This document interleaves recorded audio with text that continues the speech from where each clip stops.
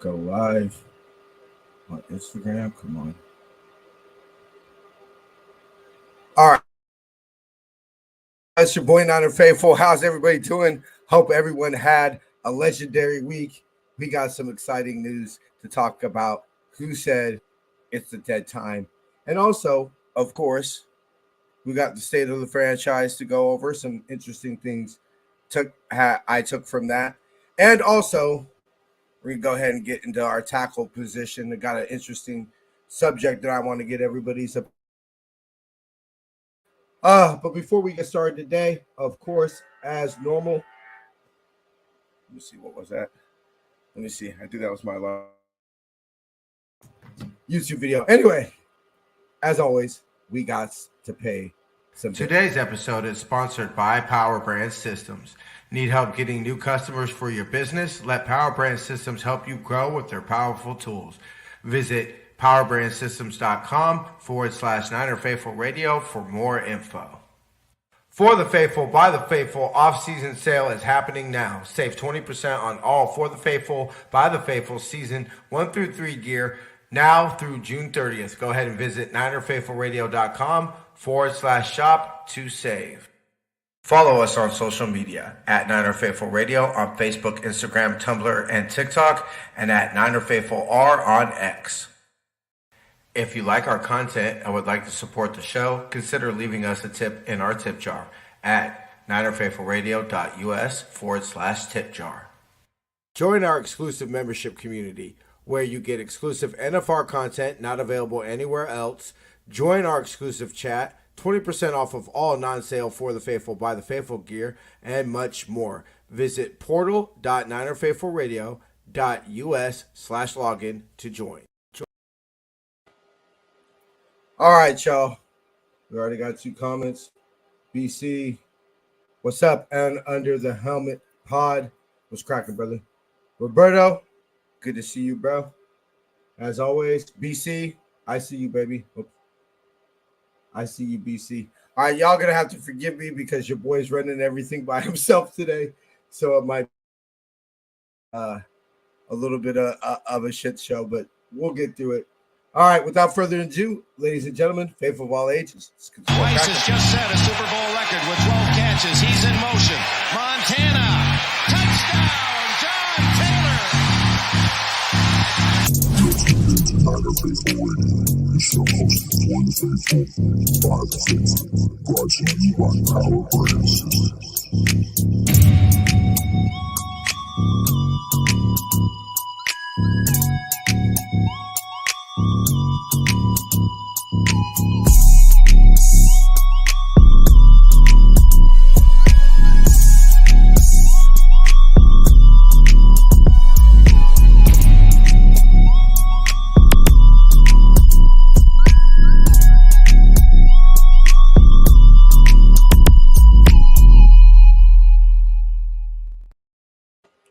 All right. I actually did pretty good that time. Got almost everything fully done. Not quite though. So we're not going to go ahead and bury the lead today. We got some exciting news. I know some people are going to feel some type of way about this, but I'm super excited. I don't know what everybody's tripping about. CMC is the cover athlete for Madden 25. Super excited. First Niner in history to be on the cover of Madden. I am going Friday to pre-order my copy. Can't wait. I'm super excited for that. Also, let me see 1 second here, y'all. All right, cool. Now that's done. So is CMC the greatest non-draft day trade in team history? I mean, I know everybody, rightfully so, everybody's going to say, hey, he hasn't won the championship. I know we talked about it a little bit last week. But something that it's just I look back at it, and I mean even the biggest CMC fan of the trade couldn't have expected it to go this well. I mean, how could you have? The man scored basically a touchdown in every single game as a Niner. How could you literally expect, it to go any better? Oh, let me see. Shout out to everybody. 4 people on Twitter. Or X, I guess now. 1 person watching on YouTube. Was cracking, y'all. None on Instagram. As always, anybody who is possibly, by the way, let me know if y'all could hear my fan in the background. It is, I don't even know how hot it is right now, but it's like in the 90s.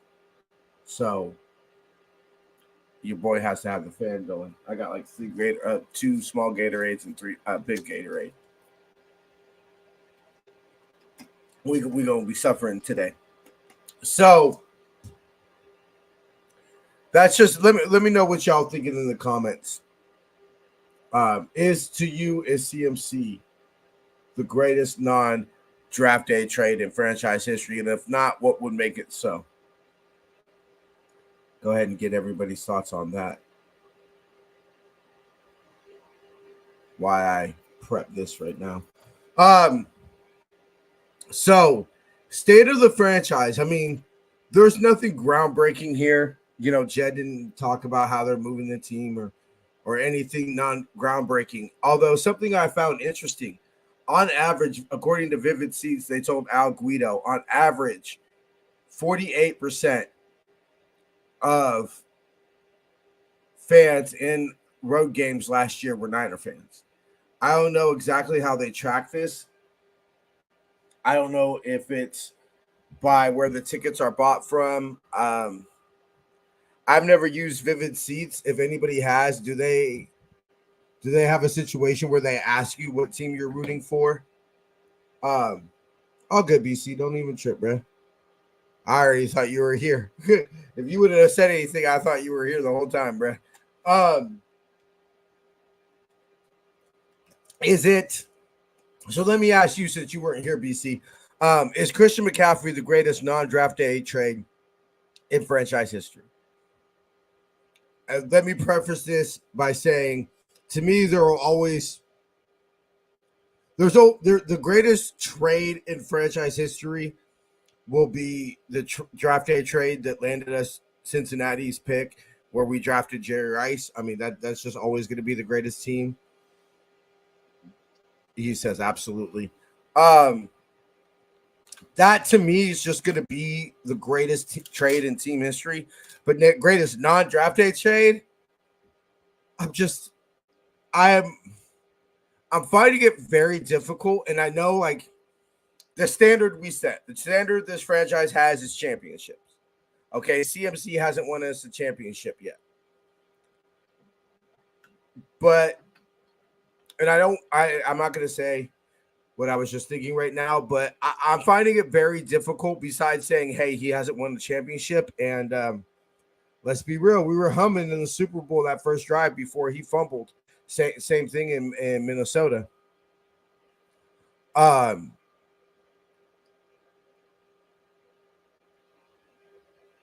mean, I'm glad we did it.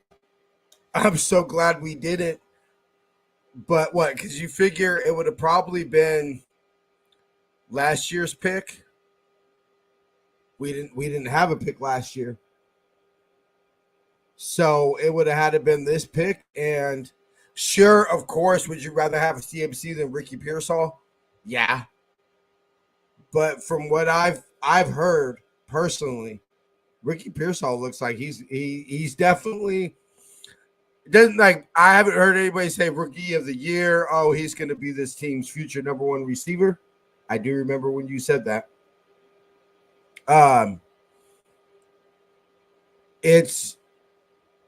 But he's not going to be a bust. And I was watching Dieter Kirkenbach and Hush's. Oh, I mean, CMC is pretty much worth whatever we would have given up for him at this point. I mean, reasonable. But what makes me hesitant about all these things is A, championships, and B, it's like, but on the other hand, it's very like, even the biggest CMC fan, even the person who was like, yes, trade the farm for CMC, could have not pictured it going this well, bruh. Right? I mean, it's really brought up a great what if debate in the group. What's up, bruh? Good to see you, David McNiner. I'm going to go ahead and, since you're first arriving now, I'm going to ask you the question that I asked the chat right now. Is CMC the greatest non-draft day trade in franchise history? David McNiner, your thoughts? But by the way, if any of y'all want to hop in the next couple weeks while Jason is on assignment, let me know. I would love to get y'all on actually physically on air instead of just in the chats.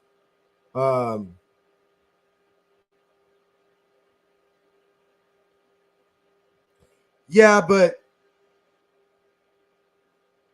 oh, all right, cool. I guess we are going to get a little bit of Jason rock and rolling. Y'all give me a sec. I got to send Jason the... Yeah, but Raheem Mostert wasn't CMC. Yeah, but not like CMC, Kenny.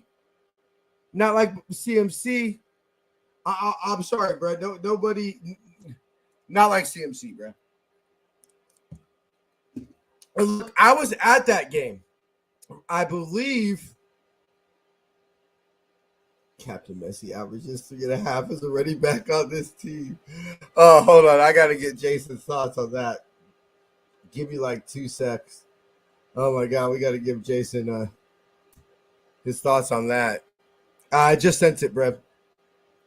In the Facebook chat. Yeah. Not our.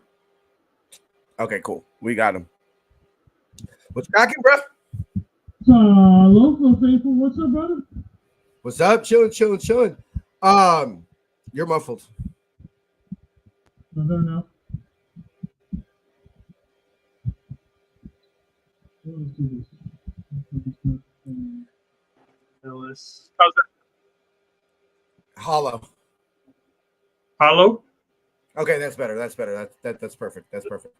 All right, good. So real quick, thoughts CMC Madden cover.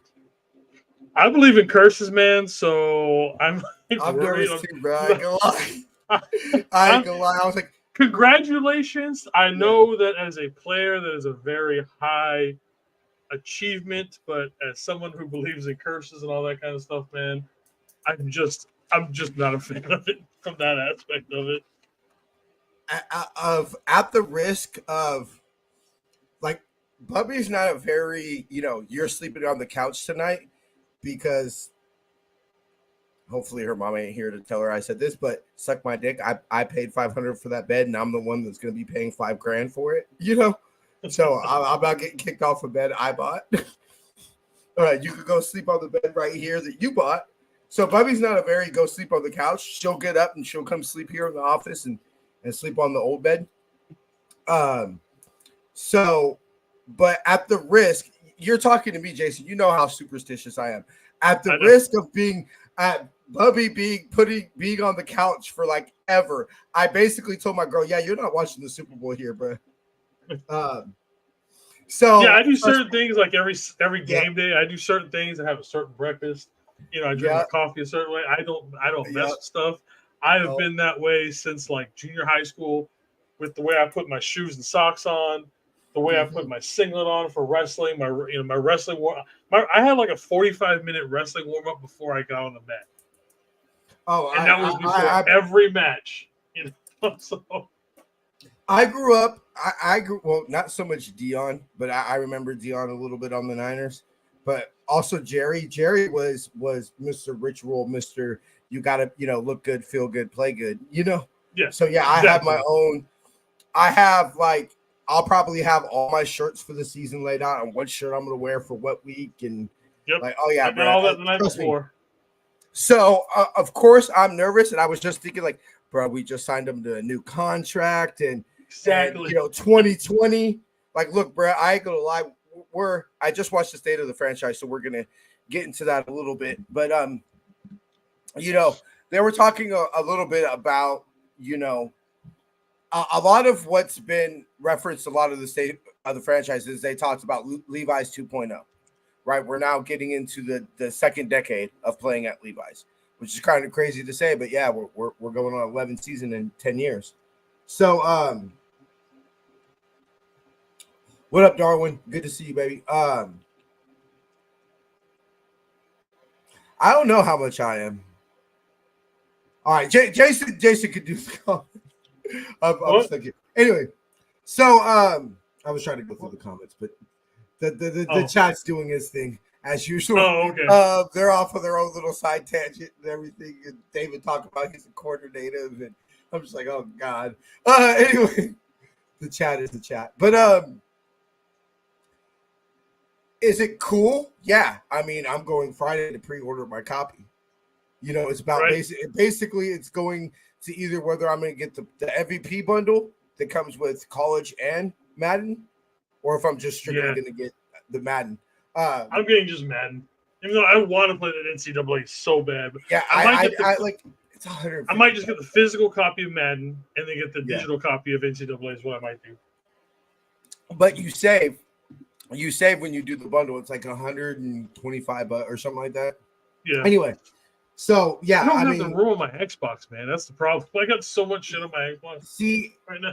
That was the biggest problem. That's why usually what I believe, last year started the tradition where my girl was basically like, you know what, babe, I'll just give you our anniversary is the 2nd of September.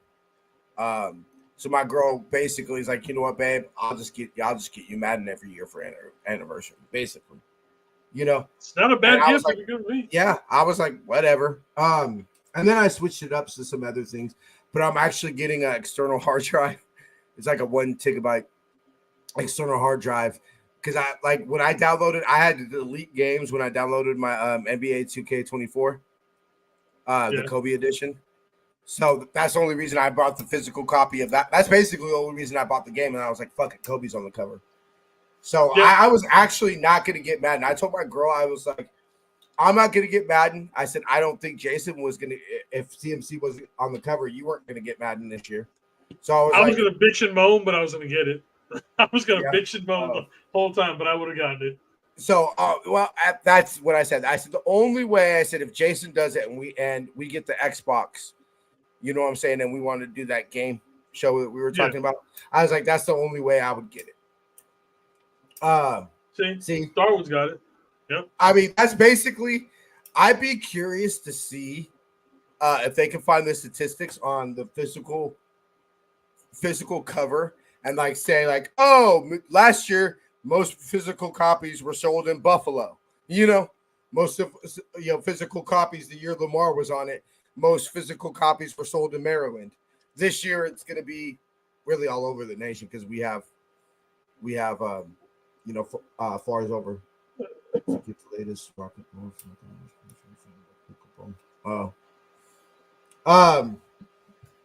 So Michael Vick was basically a cheat code. He was stupid. If you got Vick on any team, it was stupid win. But I like it. Look, it is Madden. But what we're talking about right now, what Darwin literally said, is the reason why they put athletes on the cover. That's basically, I would say, the only reason for that most people probably buy the physical copy of the game is for the athlete cover. Or some type of collector. Most people don't buy it. I would say most.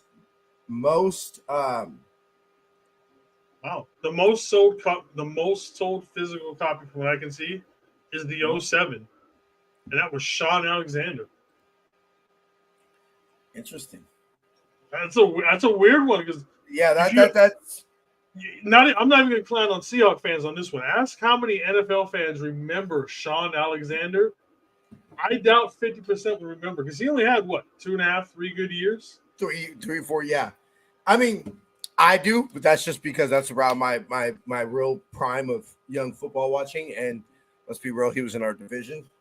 Yeah, but I'm kidding, Kenny. Anytime you want to play some frisbee golf, bro, I'll beat you. Hey, I remember playing frisbee golf. Disc golf, man. I kick ass. Anyway, so I'm excited. You know, I love it. It's cool. Look, as Madden, I'm the person that the reason Madden does this because I was not going to buy Madden this year until they put CMC on the cover. And then I'm like, okay, I kind of have to. Yeah, I actually kind of almost, I almost wish I would have got it last year and just got it this year. You know, if I would have, in hindsight, I would have known. I got last year's because it had Madden. I got the special one because of the Madden cover, you know, after his passing. So I had to get that. Oh, yeah. For the physical one now. And obviously with CMC, so I'm going to have back-to-back. But otherwise, I would just get the digital copies. Oh, no, I got the digital copy last year. But anyway, Yes. Yes, we are. Yes, we are. Every day. And you're talking to two people who believe in curses. Yes. In the name of Bill, Joe, Jerry, and Ronnie. Anyway, so that's actually, you know what? That just gave me another reason to be scared of going to training camp this year. So state of the franchise, nothing groundbreaking. I think I might be, except for this, I think I might be wrong on George Kittle going to Tennessee to finish out. That's kind of always been my thing, right? George Kittle is going to finish his career in Tennessee. He came out in the state of the franchise and said he really actually wants to finish his career here. And he got a little emotional when he spoke about like Joe Staley. You know, we all know Joe Staley was a huge influencer. Let's be real. We all know the romance between Mike McGlinchey and Joe Staley.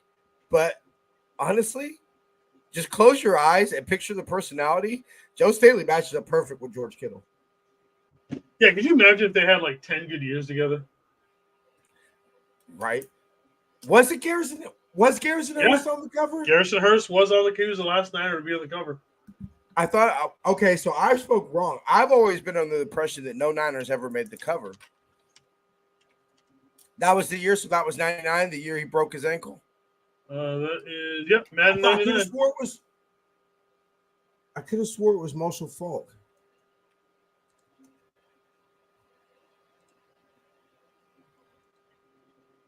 Let me see. I'll be damned. Oh, you could get an option with Garrison Hurst or with Garrison Hurst or with John Madden. That's what it was. Okay. So anyway,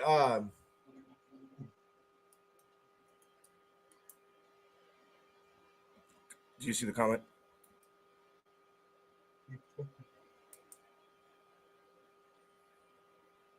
I just flick it. I know people that do like some spinny stuff and they go underneath and do all this. I've been pretty good with just getting it with a good flick of the wrist. So I actually have his autograph in the office right now, and actually, low key, one of my, I would say,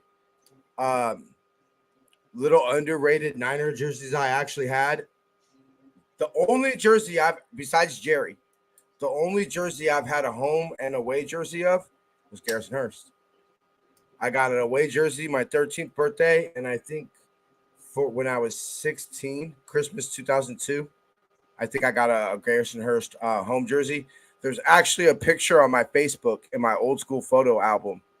There's one I'm actually wearing a Bryant Young jersey, and then there's another one I'm wearing a Garrison Hurst jersey. But anyway, Kenny, just because you don't believe in curses, don't mean other people do. That's all I'm going to say about stuff. Yeah, bro. It's a personal thing. Do it as your own. If you don't believe in curses, don't start now. Really? Yeah, I remember. So funny little personal tidbit to me. That was actually the first game I ever listened to on the. So for those who don't know, I don't listen to the audio from the TV. I listen to it on KMBR. So I just turned down the volume on my TV and I listened to the game on the radio. So I hear Greg Papa and Tim Ryan.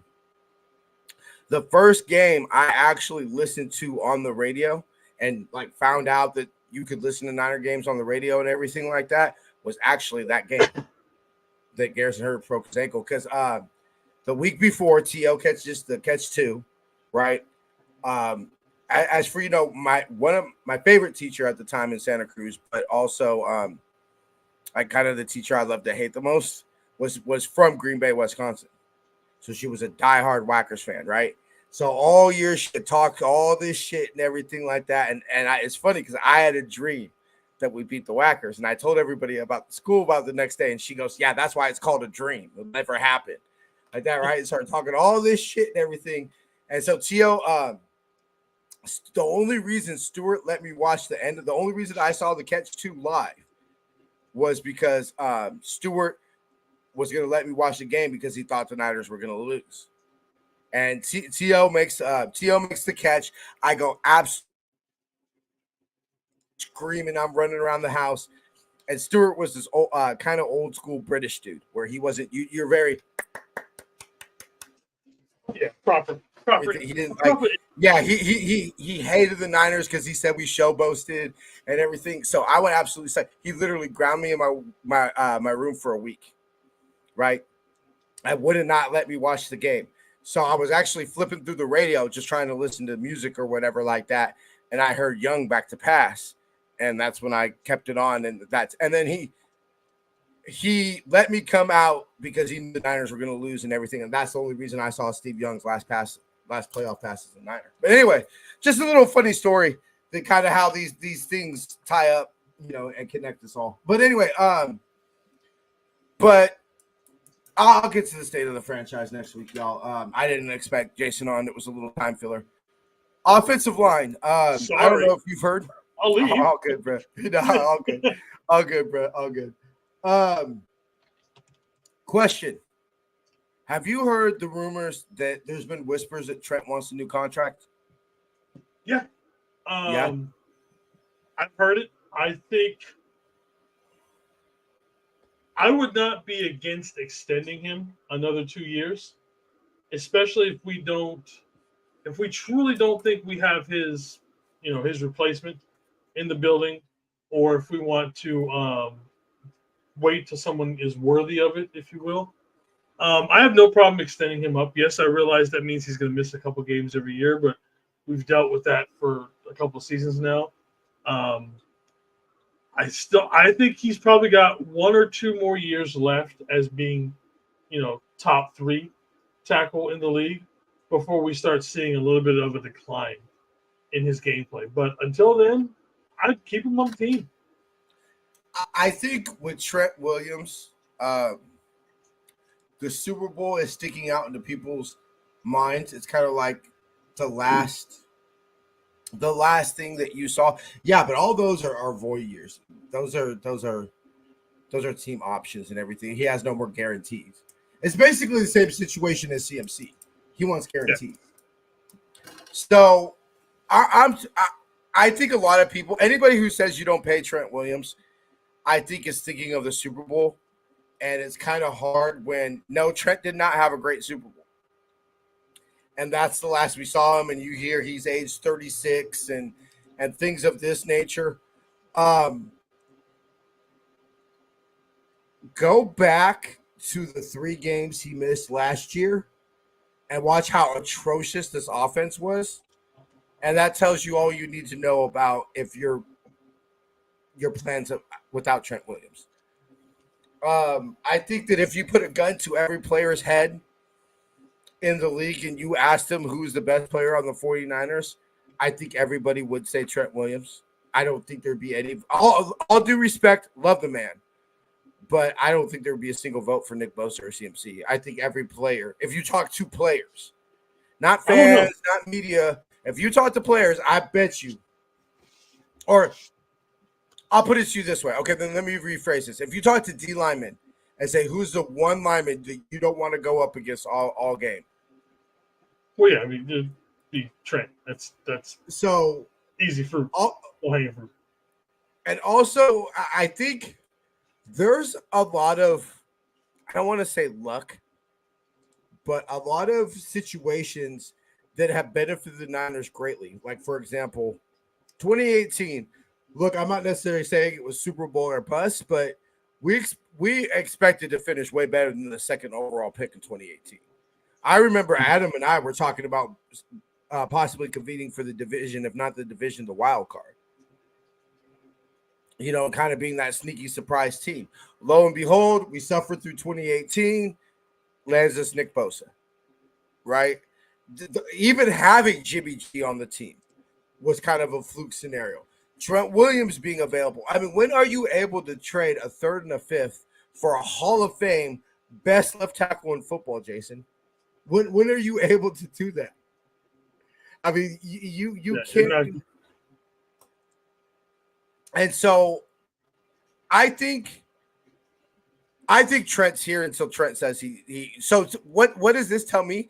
This makes me excited because if Trent's talking about a contract extension, then at least in Trent's mind, now we'll figure out what the Niners think and what we think as we see him play. But Trent's still got a couple years left in the tank. And since Joe Staley ain't walking in that building, and there ain't no Trent Williams is available to be traded for, you know, in the league now. We're not getting Penny Sewell.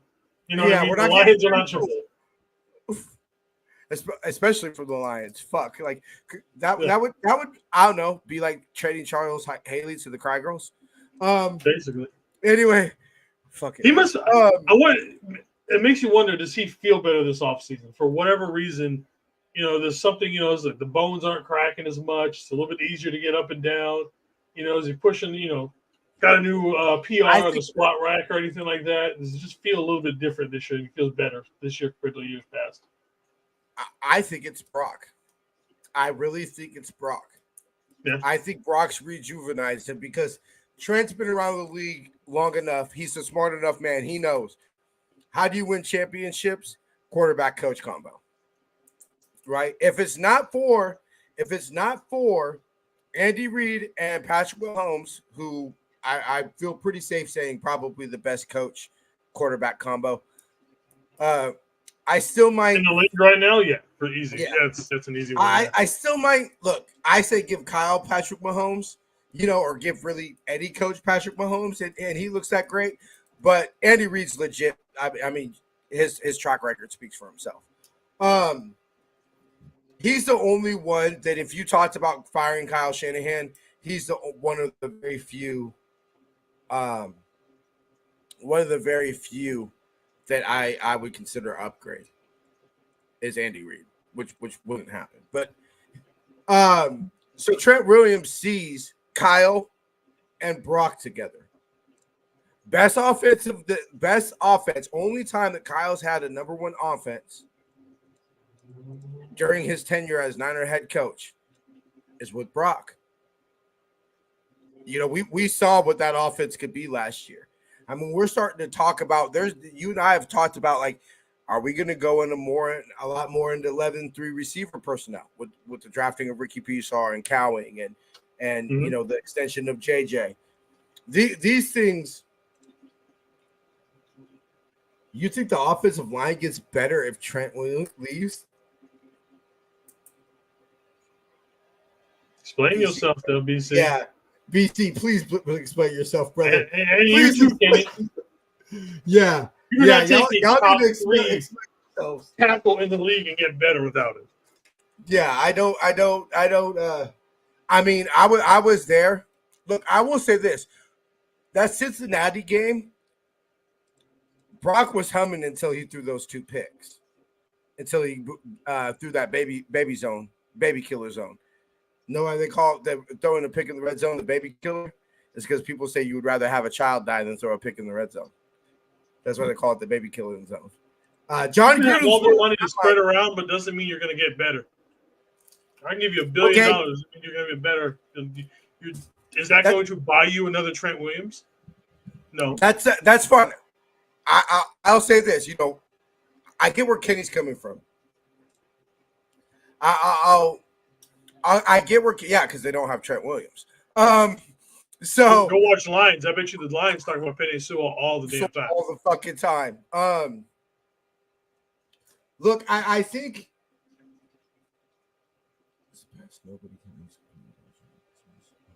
yeah, I mean, okay, but This is not an individual sport. It's a team sport. Yeah, I'm not taking. I I'm just taking that one. Sorry, BC. It's a team sport.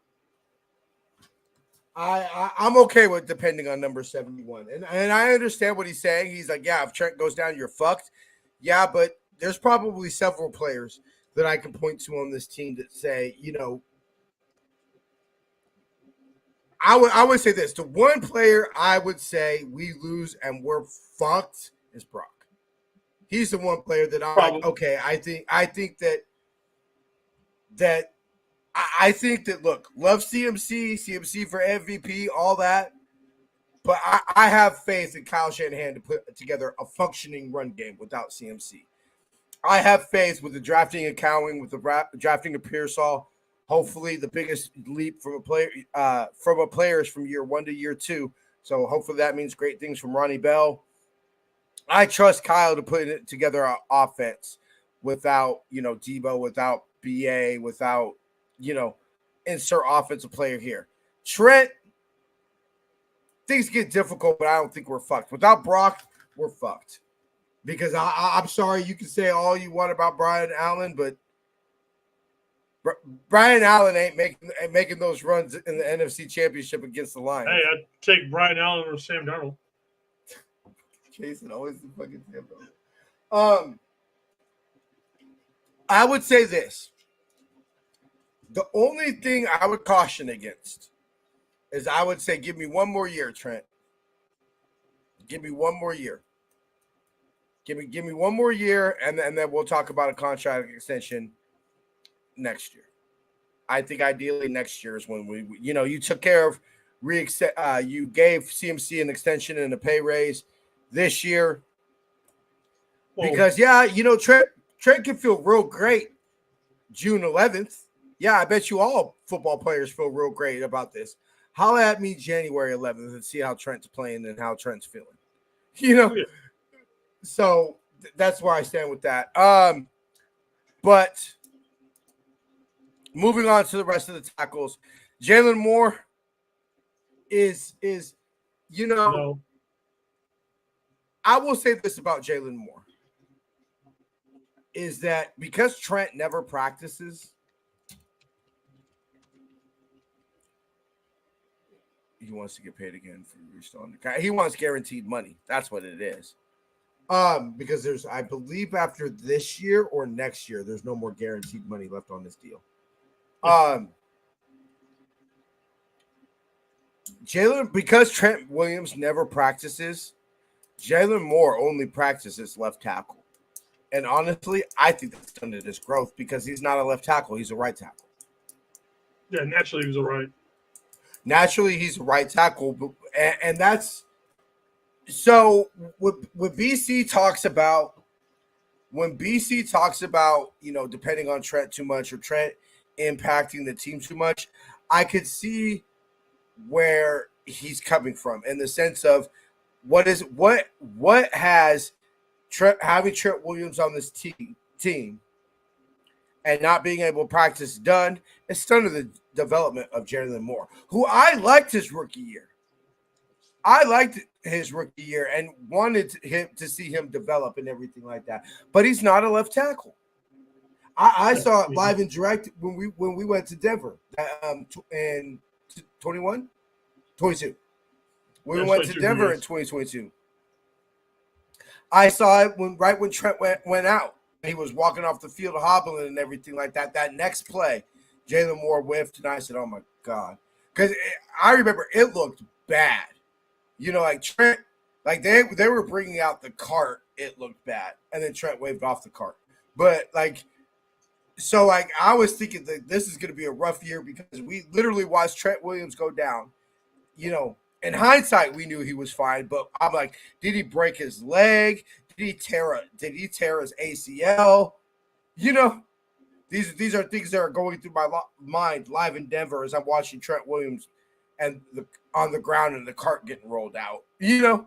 And then the next play, I see Jalen Moore absolutely. I don't think I've ever seen an offensive lineman wolf on a block that bad, you know. And this is why I don't like to do the shows, the post game show, because sometimes your emotions are enveloped in your emotions are developed in the moment. As it we're an opposing stadium, which I'll give Denver props. I won't say it was loud, but I mean they cheered. They got up. They got loud on third down. You know their benches are metal, so they stopped their feet to make noise and stuff like that. Like it was a good crowd. The seats were full. Like the stadium was full. Everybody was in their seats. So I've got crowd noise around me and everybody fuck the Niners and and all that. I'm seeing Trent Williams laying down on the field. I watched Jimmy G walk out the back of the end zone. Oh, God, it was not a, Bubby took out she didn't take out a loan for the trip, but that's kind of how we paid for the trip. So we're like, oh, God, we took out a loan to watch our football team get. Anyway. So I'm curious to see what Jalen Moore is this year. Now, if we say Jalen Moore for some significant time, is that an issue? Yeah, I do. Because I don't share anywhere near being ready anywhere on the line. Yeah.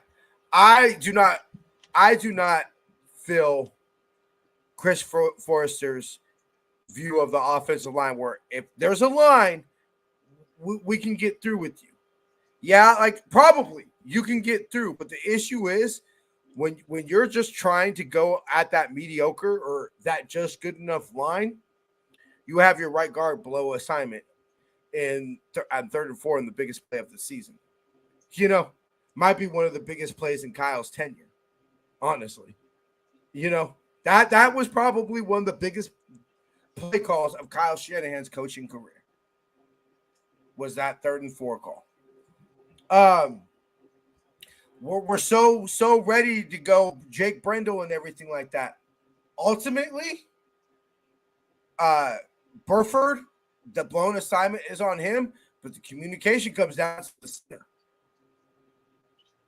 Communication on the line is done by the center. And so that's my worry about Jalen Moore. Dominic Cooney, we don't know, obviously. Rookie. Yeah, we'll give him a couple of years, see what he's like. Brendan Parker, Colton McKivitz, Jarrett Kingston, Chris Hubbard, which I think Chris Hubbard, they didn't bring him in just to sit to be a camp body. I think there's a real world where Chris Hubbard can beat out Colton McKivitz. There is. And he's also fine. If he's our 6th man, that's fine. If McKivitz legitimately beats him out, Hubbard as a 6th man, I think is a fine 6th man. Do we win the Super Bowl next year if our first backup off the bench isn't Spencer Burford and it's Daniel Brunskill? Oh yeah. Like that. That's literally what I'm thinking. If Daniel Brunskill is on this football team last year, I think we win the Super Bowl. Dude, BC, why do you hate Trent so much? Trent has tells, and he's still one of the top 3 tackles in this league. So BC is totally out on Trent Williams. But so because this is my thing is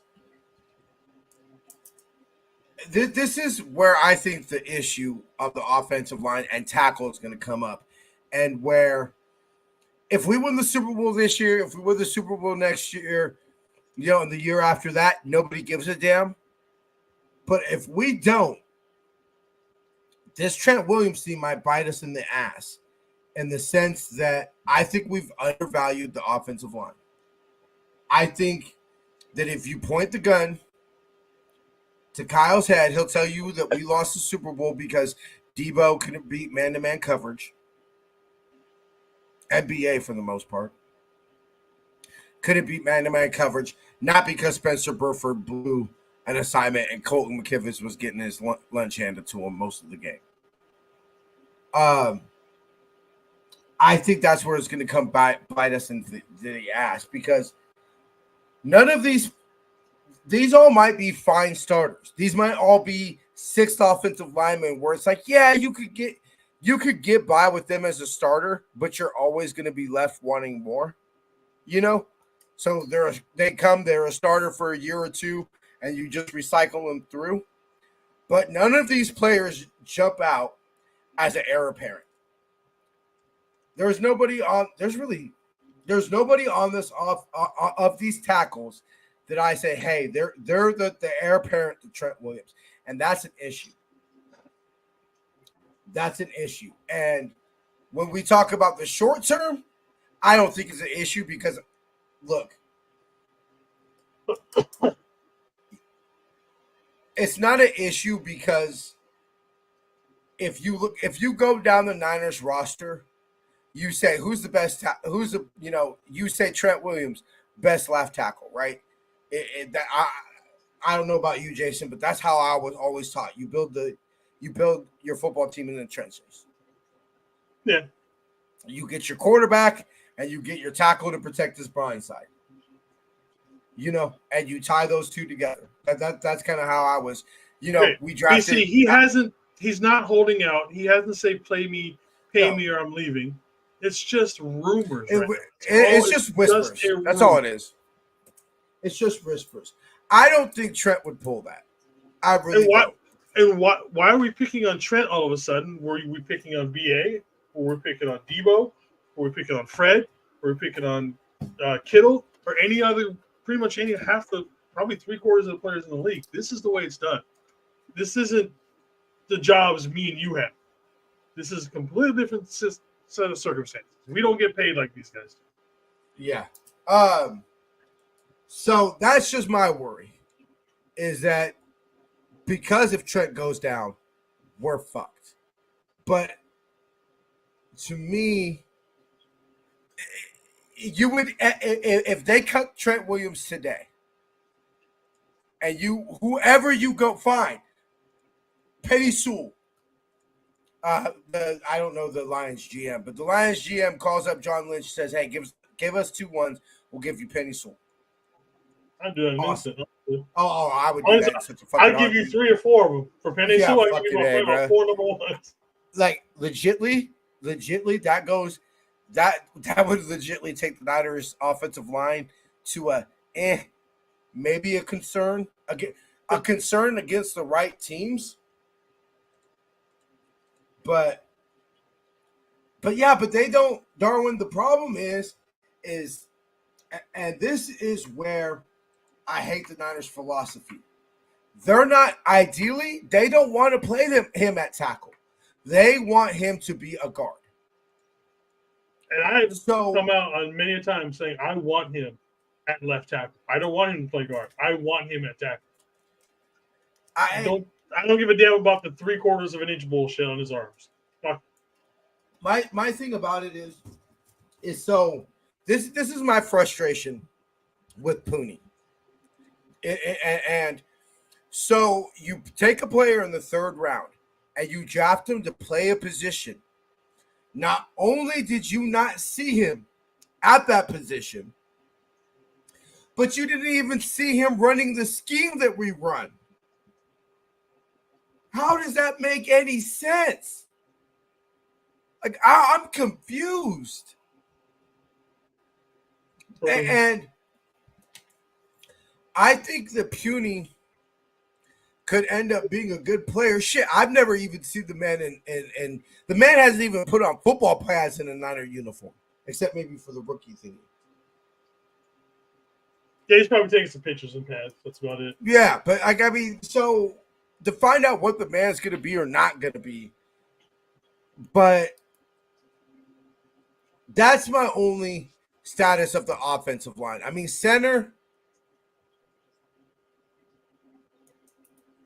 fine. Jake Brendel, okay. Can Nugent come in and beat him? I think Nugent's going to be more than likely going to be our center for the future. I really like that we picked him up. I do too. Honestly, I see it being a very situation where play wise, he's ready. Like he is our best center. But Kyle doesn't trust a rookie to do the play calls on the line. BC, say this with me. It's not your money. It's not your money, buddy. Oh yeah. Yeah. Oh, that's the only reason. Look, Trent got paid. Who's we? We are not part of it. Me and you are not. Nobody in chat's part of it. Nobody anywhere. We're not part of the team. It's not our money. Why do we care? Sorry. People who say that it's because we allow it, it has nothing to do with us. This was the last of Chloe Jackson, dude. And see, that's where I think that's where it's gonna be very interesting in the draft in the future, is when you have players who have more leverage. You know, Marvin Harrison Jr., for example. Let's just take Marvin Harrison Jr., for example. He says, I don't want to go to Arizona. Right? Fuck Arizona. I don't want to go play with Kyler Murray's ass. I can go back to college, still get generational wealth, right? If you're talking about 2, 3, I don't know how much NIL gets you, but I know it could be millions of dollars. So that's still more money than you and I will ever see in our lives, Jason. Yeah. You know, they're getting through these NIL deals.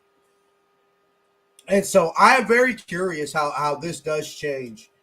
And if it ends up being what I hope college football in itself becomes, which is basically minor league football.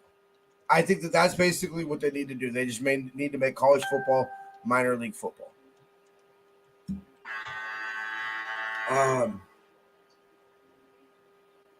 Ben Parker or Brandon Parker, I have no interest in anybody that played offensive line for the fucking Raiders. I'm good. Like, I just have no interest in that. Cool.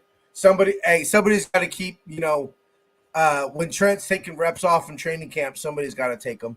You know, that's basically why I think Brandon Parker's here. It's just he hasn't done much at all. You know what I mean? It's just like I'm not understand what exactly was the big deal with him. It's just like, okay.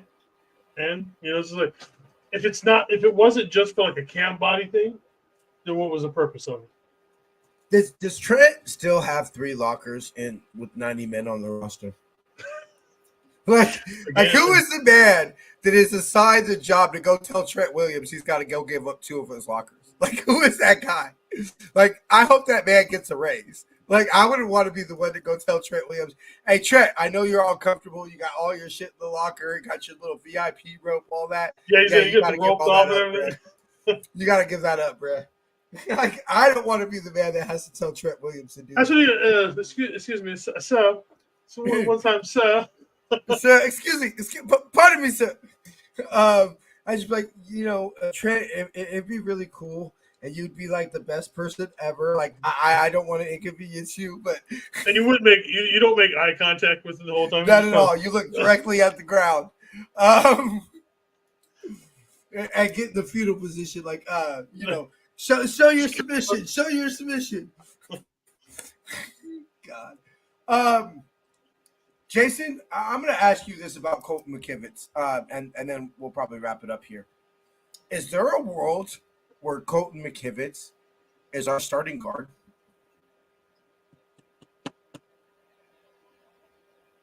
Only if they end up putting him Pooney attack. Or Hubbard. Which is, like I said, I want to see him attack. That's they're going to cross-train him as tackle. I know, but I want to see him be given a legitimate chance to win that position. I think they want him to be the new Daniel Brunskill. Is what I hope. Well, I think McKivitz would be a better one right now. I think McKivitz would fill that role better. Pooney has the better ceiling right now. So if we can get him to win that position, I would totally love it because I know everybody talks about the playoffs. Right, everybody talks about the playoffs, and look, Green Bay does. Edge rushers aren't world's beaters, but I know everybody specifically talks about the NFC Championship. He was going against fucking Hutchinson. You know, Yeah. I mean, it's like what we said against TJ Watt, right? Like, how many players is Colton McKivitz going to go up against this year that are as good as TJ Watt, right? Answer being what? Probably Chris Henderson or Hutchinson, was probably one of the very few players that Colton McKivitz was going to go up against in 24. And it's very clear now that Kyle says, give me a quarterback, i.e. Brock, and then surround him with playmakers, and we can make do on the offensive line, especially with Brock's mobility.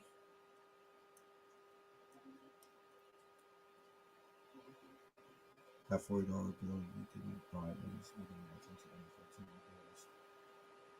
Anyway. I mean, I don't buy $40 beers because they're I'm $40 sorry. bills. I said I don't buy $40 beers because they're literally $40. That's why bills. we get trashed before we go into the game. Yeah. Anything that the team makes in like sales at the store or at the stadium doesn't mean shit. It's pennies. Probably not even pennies. You're talking about fractions of pennies compared to like the licensing deals and the TV deals. It doesn't. Yeah. And the only way that stops maybe is that if every person at every stadium stops buying beer. But even then, which is not going to happen. Exactly. Which is not going to happen. So it's the reason why, all those people who bitch and whined about Cap, and I'll never. Ratings went up last year. So it's either these people are full of shit, or and they really are watching football, or like it's just. I think the only thing that can kill the NFL is itself. I was going to say that. Now, the one thing Brian is right on is that in time, everything's going to get too expensive. But you're talking about the NFL is going to have to make a colossal mistake in general. But that and also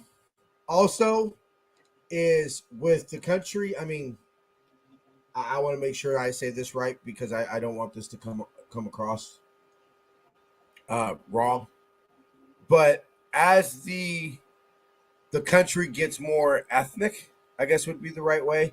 You see a lot of people coming in from Middle East. You see a lot of people coming in from Latin America and everything like that. Well, what's the most popular sport in all these countries? Soccer. Soccer is the fastest growing sport in America. So the day that true bred Americans who families have been here centuries, or I don't even know when my first family member came over here to America. Do you, Jason? No, I can't think of who it was. Yeah, so people like us who are American to the core, my parents were born here. My dad was born in Texas. My mom born in Michigan. My grandparents were born in Alabama. My other grandparents born in Michigan. My great-grandparents. One of my great-grandmas was born in Wisconsin. I know that. The other one was born in Detroit. People like that stop becoming a majority of the population, then you might have threat. But as long as people like us are the majority in the country, football ain't going nowhere. Why? Because people like us are going to have kids who are going to grow their kids to love football, who are going to have kids that, love football, who have kids that love. And there'll always be poor people that are willing to beat their brains in to make ridiculous amounts of money. So maybe somebody like Zach Wilson, for example, right? Zach Wilson's family. Zach Wilson doesn't play football for money. Tom Brady is a perfect example. Tom Brady's family is loaded. They came from one of the richest places in the Bay Area. Tom Brady didn't play football because of money. If Tom Brady never played football, he was going to be perfectly fine and make millions of dollars in his life. Not as much as he did being a quarterback, but still, Tom Brady was going to be fine. Players like that, eventually, I think because of the health concerns of football, I think players like that eventually will no longer play football, but there will always be enough poor people from poor areas of the country, of the world, that are willing to take concussions and get bashed in the head to get paid hundreds of thousands, if not millions of dollars. And as long as that's the case, football ain't going nowhere. Now, if all of a sudden the MLS starts giving out these like Major League Baseball type, huge salaries that are guaranteed, like if they started that next year, I could see that demise start to happen, a lot sooner. Yeah. That is huge increase in those salaries. That's what I'm saying. That's what I'm saying. The parents whose children have options. Hey, kid, we can send you to Harvard, and you can go become a doctor. You can become a lawyer. You can, a big thing with also, I think, growing is e-com stores. You could be 9 years old to build an e-commerce store. Things like that. What up, Terradome? What's up, Terradome? Good to see you, bruh. People like that, yeah, their parents isn't going to let my son play football. Now, I don't think it'll take over in 10 years, but I think in 10 years we'll start to see the shift. In 2035, I can see that. I think we'll start seeing a little bit of a shift at that point. Like between 8 years olds, maybe instead of being 8 years old and your Christmas present being a football helmet, maybe it's some a soccer ball and some cleats. I can see that. What the U.S. needs is an actual international U.S. star. That's what has to happen. We have to have an actual legitimate U.S. star that is known around the world. Or like for us to go far in the World Cup. This next World Cup that's going to be here in North America. If our men's team did well, like, if our men's team went to the finals or semifinals. Yeah. I think, and there were, like you said, there's that one player that you could point to and say, hey, this is the best player on America's team, the team that's, and then you start to see us compete and get, God, I'm trying to, like, the problem is like David Beckham, David Beckham coming to America. Yeah, but that's basically when he was washed up. We need either a young international like Holland, that plays for Man City. If Holland came and played for the Earthquakes, I would lose my shit, honestly. But, if Holland came and played for the Earthquakes, everybody says Messi. Yeah, but Messi's basically old. Yeah. We need someone that's like 25, 26, and is going to be around for 10, 15. 27 years old, that's either a European star that comes here to America. No. We need an American. I don't think it'll work. Or homegrown. American. We need just homegrown. Yeah, I don't even think a European guy coming over here would work. It has to be homegrown. And I would love that because it's so funny. I tell I talk to people from England and stuff on chat sometimes and everything. And I tell them all the time, I want to love soccer so bad. I said, because y'all are passionate. Like, hold on, Jason. I want to show you this video, bro. Dude, I've been to Seattle soccer games. I know how crazy it gets. Nah, bro. Like this is some other shit. Because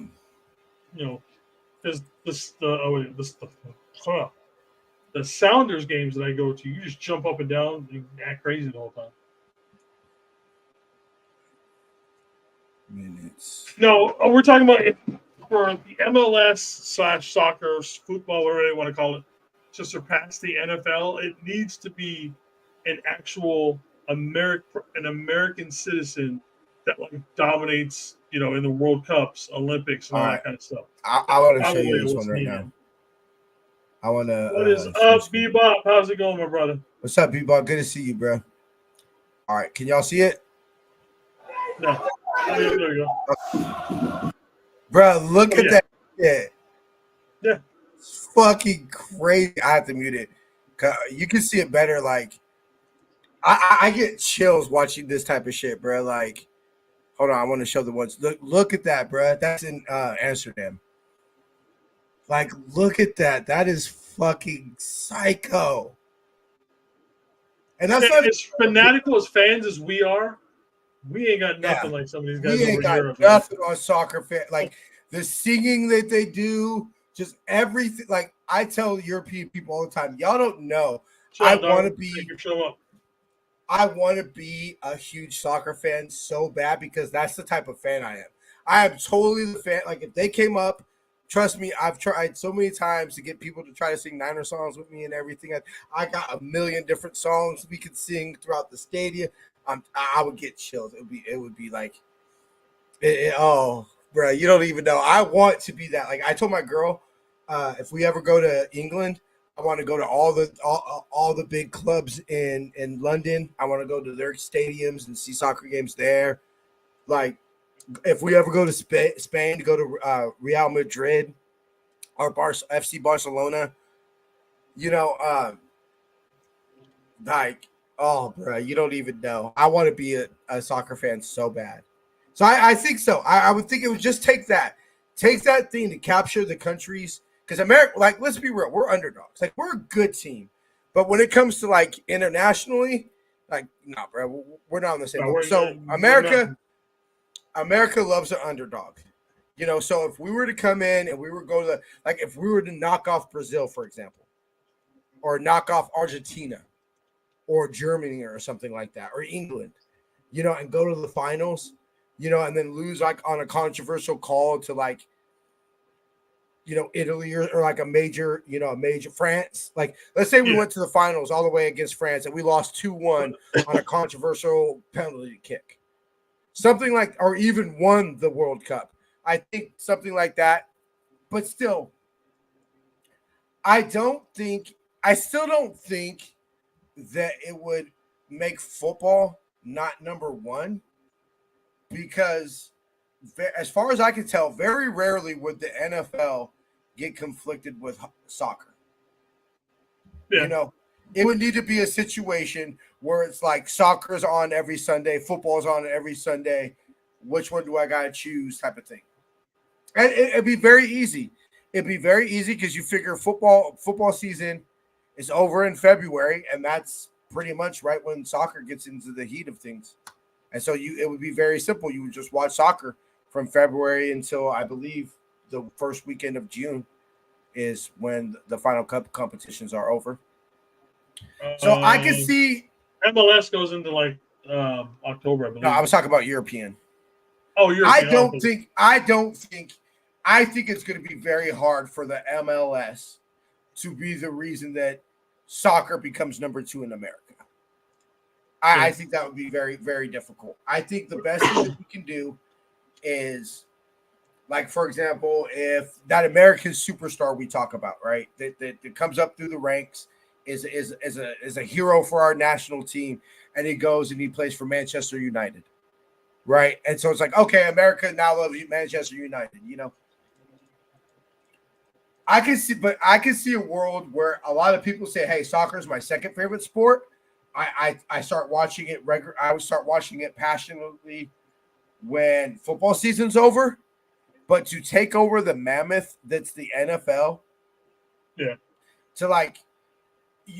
to go to Texas, like in the country, in the backwoods of Texas, and to convince these people who have played football for generations to all of a sudden start playing soccer, I'm telling you, bro, like I think California people don't really understand, like I do, because I have family from the South, how like psycho people are, not about professional football, not about even college football. I'm talking about high school, like how some of these cities in Texas are passionate about high school football, bro. Like I'm talking about having like 70,000 people show up to your state championship type of passionate. You know, 40,000 at your high school Friday night live, 40,000 at a high school game, you know, at a high school rivalry game. It's insane because there ain't shit else to do. There ain't shit else to do but play football and get drunk. Fuck, fight, play football, and get drunk. That's all there is to do in some of these places in Texas. The American way. American way, baby. All right, Jason, final thoughts? Glad it's CMC. Congrats to him for making the cover. I'm nervous. I'm I believe in curse kind of guy, so I'm like, yeah. But Yeah. you know, it's. I mean, if I was in the NFL, I'd want to be on the cover. And I do know what Kenny had said earlier that the curse really doesn't exist, kind of a thing. But I still believe in curses and other things, so I believe in things like that. Look, bro, we've had a lot of fortunate situations with this franchise. The Fluke Ayuk, you know, just think about some of the Dwight Clark. I don't think Dwight Clark's jumped that high in his entire life ever since then. Or you know, just some things that we've Alex had. Smith is never going to get that kind of a bootleg again. Ever again. Like, I mean, that nigga was wild. Like, it was just him and Joe Staley for miles. Like, yeah, you know, just stuff like that doesn't happen every day. You know what's funny? I was just thinking about this, and I have the man's autograph right here.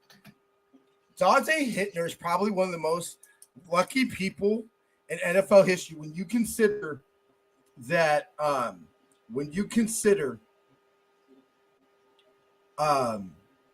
It was him that gave up that touchdown to Jeremy Shockey, where Alex needs to lead the drive to TO. It was Dante Hittner that gave up that touchdown, and actually gave up another touchdown earlier in that game. It was Dante Hittner that allowed the touchdown for the Falcons to get back where they only needed a field goal to tie it or whatever. Yeah, it was Dante Hittner that allowed that touchdown. Like, Dante Hittner is one of the most, because, like, look, I'm not saying he's one of the, you know, a beloved, but Dante Hittner, like, that name holds some weight to Niner fans. Like, I wouldn't say he's on a Mount Rushmore, but Dante Hittner receives a lot of love from Niner fans. He damn sure wouldn't be doing the team's post-game or pre-game show if it wasn't for fucking Vernon Davis and if it wasn't for fucking Navarro Bowman. That man would not be doing Niner pre-game and post-game. Let me tell you that. But we all love some Dante Hittner. Because you notice Kyle Williams ain't showed his face. Like, anybody know where that man is? Like, anyway. All right, bro.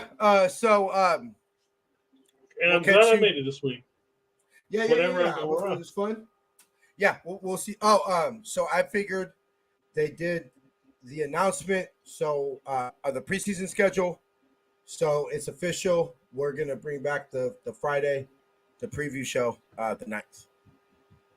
Okay, yeah, that's what I figured. We'll have to figure out what to do for the third preseason game because that's physically on a Friday.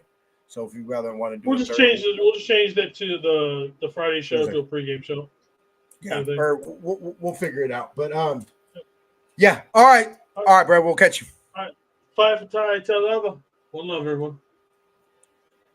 All right, appreciate Jason hopping on because I ain't gonna lie, it was gonna be a little rough show for your boy. Appreciate y'all. Deshaun Golston was I love Deshaun Golston. I literally think Deshaun Golston could have had a 10, 15-year NFL career if they didn't change the rules. If Deshaun Golston was born 20 years earlier, I think he might be, I don't want to say Hall of Famer, but Deshaun Golston was a damn good all right, y'all. Well, appreciate y'all for tuning in this week. We shall catch y'all on the flip side. Till then, faith, love, go Niners.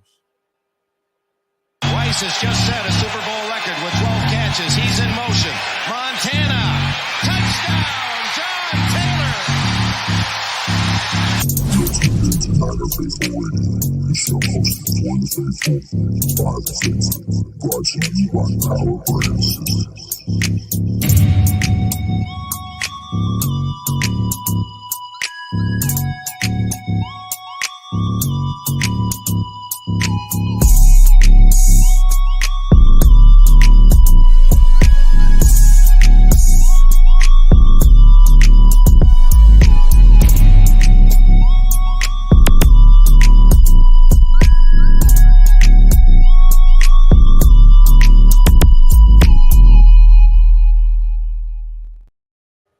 See ya.